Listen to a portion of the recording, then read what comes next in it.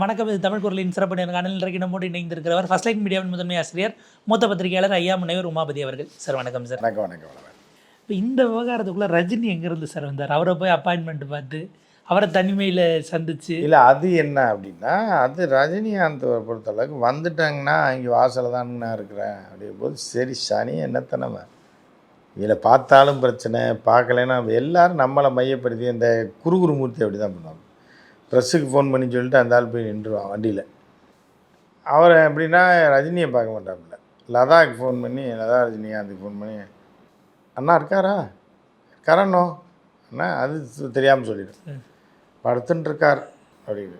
சரி அப்படின்ட்டு டக்குன்னு வீட்டுக்குள்ளே போயிடுது. அப்போ வீட்டுக்குள்ளே நுழைஞ்சது வரைக்கும் தான் நமக்கு கேமரா. அதுக்கப்புறம் உள்ளே போனோடனே அவர் பார்த்துருப்பார். ஏன் வர சொன்னேன்னு கேட்டால் இருக்காரான்னு கேட்டால் இருக்காருன்னே வந்துட்டா.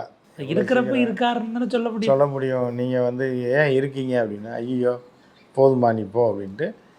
அப்புறம் கூப்பிட்டு வாங்க வாங்க வாங்கன்னு உட்காருங்க, என்ன சப்ரைல் தயிர் சாதம் சாப்பிட போடுங்க. இல்லை வேண்டாம், நான் சாப்பிட்டு தான் வந்தேன், ஒரு 15 நிமிஷம் மட்டும் உங்கள் வீட்டில் உட்காந்துட்டு போகிறேனே. பேஷாக உட்காருங்க, ஹாலில் உட்காருங்க. இல்லை இங்கே உட்காருங்களா?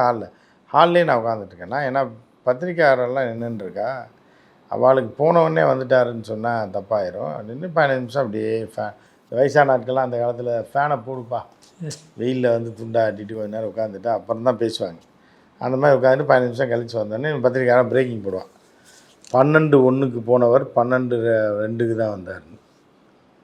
22 நிமிடங்கள் இருவரும் சந்தித்து உரையாடி இருக்கிறார்கள். அதில் ரஜினி போய் ரூமில் படுத்திருப்பார். வாங்க என்ன வந்திருக்கேன்னா, இல்லை அதான் பார்க்க வந்தேன் நாங்கள். சரி அதான் பார்த்துட்டு இல்லை பேசிட்டு போங்க, நான் போய் படுக்கிறேன்னு போயிருப்பாப்புல.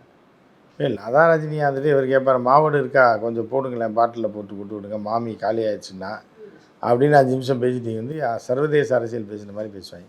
20 நிமிடங்களுக்கு இவங்க ஒன்று பிரேக்கிங் 22 நிமிடங்கள் உரையாடினார் ரஜினியுடன். தமிழ்நாடு அரசியல், குறிப்பாக அடுத்த தேர்தலில் அவருடைய ஆதரவு நிலைப்பாடு குறித்து என்னை குறித்து பேசினார். ஆனால் உடனே அப்படின்னு இவங்களா போடும்போது கேட்பேன், வச்சிங்கன்னா இல்லை அதெல்லாம் நான் சொல்ல முடியாது, நீ வாங்க போனது பாட்டிலில் மாவோடு வாங்க போயிருக்க, பார்த்தா நீ இதுதான் ரஜினி டென்ஷன் ஆகிட்டாங்க.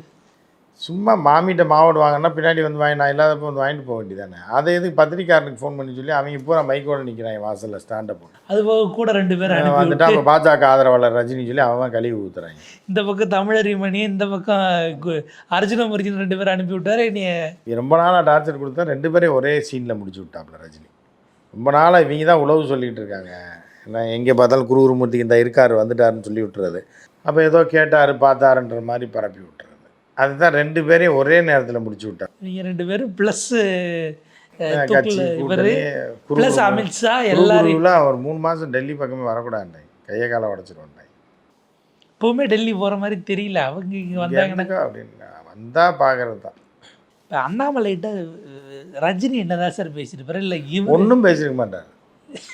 கதவு தட்டுறாங்க யாரோன்ற பையன் செக்யூரிட்டி அண்ணாமலைன்னு சொல்கிறாரு கட்சியிலன்னா, ரஜினி பார்த்துருப்பா, ஐயா ஷூட்டிங் போகிற நேரத்தில் இது வேறையாண்ணே, சரி வர சொல்லுங்கள், வணக்கம்னு போய் ஒரு பூங்கொத்தை கொடுப்பாங்க, வாங்க ஃபோட்டோ எடுத்துகிட்டு சரி அந்த ஹாலில் போய் உட்காந்துட்டு போங்க ஒரு 1/2 மணி நேரம். அதானே அதுக்கு தானே வந்துருக்கீங்க. நீ எதுக்கு வராயின்னு ரஜினிக்கு தெரியும். ஒரு பயங்கர எக்ஸ்பீரியன்ஸ் ஆனால் சாதாரண நம்மளோட 1/2 மணி நேரம் பேசுகிறேன், 3/4 மணி நேரம் பேசுகிறேன், 1/4 மணி நேரம் எதையோ சொல்லிட்டு போகிறாங்க. இந்த ஹாலில் உட்கார வச்சு ஒரு டீயை மட்டும் கொடுத்து உட்கார வச்சுட்டு ஃபேனை போடு, ஏசியை போட்டு உட்காரவே, அவங்களுக்கு எவ்வளோ நேரம் வேணுமோ அவ்வளோ நேரம் உட்காந்துட்டு அவங்களே போயிடுவாங்கன்னு சொல்லிட்டு ரஜினி உள்ளே போயிடுவார். ரஜினி அங்கே ஒரு 30 செகண்ட் கூட இருக்க மாட்டாங்க. பொண்ணை வாங்க வாங்க வாங்க நல்லா இருக்கேன் பார்த்தேண்ணா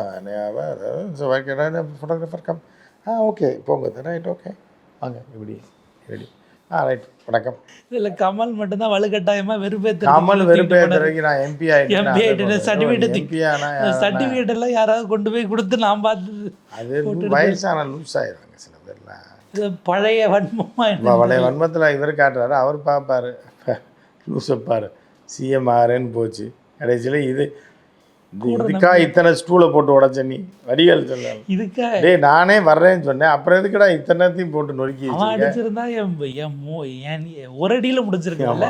நீ யூட்டர்ன் போட்டு டேபிளை உடச்சி ஸ்டேஷனில் இதெல்லாம் பண்ணிட்டு கடைசியில் எம்பி ஆகிறது தானே. ரஜினி சிரிச்சிருப்பாவில் மொட்டை மாடியில் போய் தனியாக.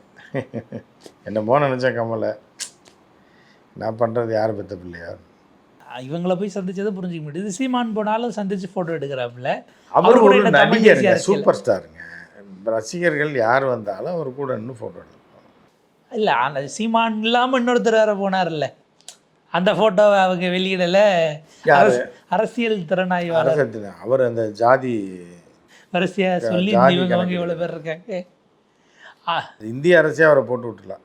ஜாதி கணக்கெடுப்பு பிரிவுன்னு போட்டு சைரன் காரிகரை வச்சு ஒரு சம்பளத்தை போட்டேன்னா அவர் பாட்டுக்கு சர்வே எடுக்க வேணாம் இந்தியாவில், இவரை போட்டாலே போதும். இல்லை, அவர் சொல்கிறாரு டெல்லியில் என்டிஏக்குள்ளே எப்படியாவது சீமானை கொண்டு வரணும்னு உரையாடல் போயிட்டுருக்குன்னு அவர் இப்போ ஒரு வாரமாக வச்சு சீமானையும் உள்ளே கொண்டு வரலாம், முதலமைச்சர் முகமாக பலப்படுத்த வேணுங்கிற மாதிரிலாம் பேசிக்கிட்டு இருக்காரு.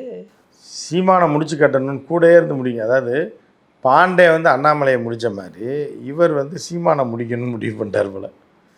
இதே ஒன்று சொல்லி அதை என்டிஏ கூட்டணியில் சேர்த்து விட்டு அதோட சீமான அரசியல் வாழ்க்கை முடிஞ்சுக்காரு.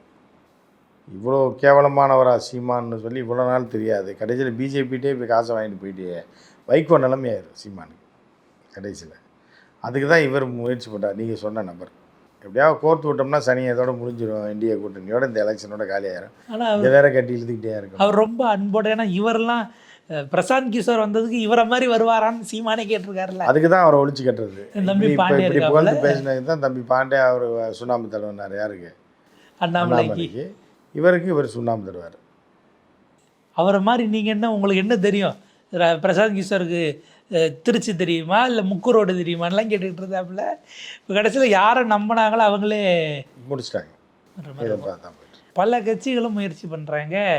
ரஜினி சந்திச்சு அவரோட ஃபோட்டோ எடுத்து அவருடைய ஓட் பேங்க்குன்னு ஒன்று இருக்குன்னு இன்னும் நம்புகிறாங்களா இவங்கெல்லாம்? ஸ்ட்ராங்காக இருக்குது, இன்டாக்டாக இருக்குது, அவருடைய வாய்ஸ் கொடுத்தா நம்மளும் ஜெயிக்க முடியும்னு. ஏன்னா இவர் எம்ஜிஆர் ஜானகி அம்மா நூற்றாண்டுக்கு அவர்கிட்ட வீடியோ வாங்கினாங்க, அதிமுக வாங்கிச்சு, அவர் காணொலியில் பேசி போட்டதெல்லாம் நம்ம பார்க்குறோம். அப்போ ரஜினி இன்னமும் அவர் ஒரு பிராண்டு தான், பிராண்டாக இருக்கிறதுனால அவர்கிட்ட சரி. இப்படியே போச்சுன்னா கடை திறப்பு விழாக்கெல்லாம் கூப்பிட்டு போகிறாங்க, போக மாட்டாங்க. கடை திறந்துட்டு அந்த ரிப்பனை வந்து அவர் தொட்டு வேணால் கொடுப்பாரே தவிர கடைக்கெல்லாம் அவர் போகும் நறுக்கி விடும். ஆமாம், நீங்களாம் கத்திரி வாங்கிட்டு வந்து கொடுத்தாங்கன்னா அந்த கத்திரியை தொட்டு கொடுப்பாரு, போய் வெட்டிங்கடா அப்படின்னு. கேபி பாலா மாதிரி யாராவது வச்சு வெட்டிங்க, அந்த ஆசீர்வாதம் பண்ணுறேன்னு அவ்வளோதான் நடக்குமே தவிர. ரஜினி வாய்ஸுங்கிறதெல்லாம் 96லேயே அவர் கொடுத்து தான் ஜெயிச்சுதாங்கிறது. அவர் கொடுத்த வாய்ஸ் கிடையாது. ஏதோ ஒரு சத்தம் வந்துச்சுன்னு ஓடினாங்க அந்த பக்கம் போச்சு, அதுக்கப்புறம் வரலையே. அதுக்கப்புறம் கொடுத்த எந்த வாய்ஸும் அதுக்கு எதிராக ராமதாஸ் எல்லாம் எதிர்த்து படப்பட்டியை தூக்கிட்டு போனப்பெல்லாம் தெரிஞ்சு கலாச்சு எல்லாம் ஒன்றும் இல்லாமல் தான் போச்சு. இப்போ எடப்பாடி பழனிசாமி அவர்கள் ரொம்ப கடுமையாக திடீர்னு அதிமுக அப்படிங்கிற கட்சி நம்ம ஆட்சியை பிடிக்கிறதா முக்கியம், கூட்டணியை பற்றிலாம் நீங்கள் யோசிக்காதீங்கன்னு திடீர்னு ஒரு ஊரில் மக்களை சந்திக்கிற அந்த பயணத்தில் பேசியிருக்காப்புல. இது என்ன கூட்டணியை கூட முறிச்சிக்கலாம் அப்படின்னு நம்ம பார்க்க வேண்டியிருக்கா, இல்லை கூட்டணி கடைசி நேரத்தில் கூட மாறலான்னு ஒரு பக்கம் மூத்த தலைவர் சொல்கிறாருல்ல. கடம்பூரார், இந்த பழைய வரலாற்று படங்கள்லாம் சொல்ற கடம்பூரார், இவர் இரும்பூரார், இரும்பூர் மன்னன், கடம்பூர் மன்னன், இவர் கடம்பூர் தளபதின்னு வாங்கி அந்த காலத்தில் செந்தமிழில் படம் எடுத்த காலத்தில் அவர் பார்த்தா கத்தியோடு எடுத்துகிட்டு வந்து மன்னா அப்படின்னார். அவன் திடீர்னு கடம்பூராரை கத்தியோடு இறக்கி விட்றாங்கன்னா இதில் ஏதோ ஒரு கூத்து இருக்குன்னு. அவர் பாட்டு வீட்டில் படுத்த சுடுதண்ணி தூக்கி எழுப்பி விட்ட மாதிரி எழுப்பி விட்டு கூட்டணி இருக்கலாம் இல்லை முறிஞ்சும் போகலான்னா அப்படின்னு அது அவரோட கேம். எடப்பாடியும் அவர் அரசியல்வாதி தானே, டெல்லிக்காரங்களுக்கு குஜராத் ஒரு மிரட்டல் கொடுக்குறது தான். எடப்பாடியார் சாதாரண ஆள் கிடையாது, அது மட்டும் நீங்கள் நினச்சிங்க, அது எனக்கு திண்ணமாக தெரியும். எடப்பாடியார் வரணுமா வேண்டாமான்னு கேட்டிங்கன்னா அது வேறு கருத்து. ஆனால் எடப்பாடியாரும் வேறா அமித்ஷாவான்னீங்கன்னா எனக்கு எடப்பாடியார் தான் ராஜதந்திரினா. இல்லை சார், ஏதோ ஒரு இடத்துல இது போய் எடப்பாடியும் அண்ணாமலையும் சேர்ந்து அமித்ஷா திட்டத்தை உடச்சி விட்ருவாங்கிற மாதிரி இல்லை. அது அதை தான் 2 பேரும் போடுற சண்டை. வடிவேல் நடுவில் வருவார், எங்கடா நீங்கள் இவ்வளோ நாள் நீங்கள் 2 பேருன்ற மாதிரி தான் இருக்கும். கடைசியில் அவர் செருப்பு எடுத்து அவரே அடிக்கிற மாதிரி வடிவேல் அடிச்சு விடுவாங்க. ஸோ இந்த கதை தான் இப்போ கூட்டணியில் வரும். அதாவது அண்ணாமலைக்கும் எடப்பாடிக்கும் சண்டை நடக்கிறது சண்டை தான், ஆனால் குறுக்கால இவங்க 2 பேரை வச்சு அமித்ஷா ஒரு கணக்கு போட்டார்னா அதுவும் போங்க உடச்சி விட்டு போயிடுவாங்க. பாப்போம் சார், இது அடுத்த கட்டத்துக்கு எப்படி போகுதுன்னு உங்கள் நேரத்துக்கு கொடுத்துருக்கு மிக்க நன்றி சார்.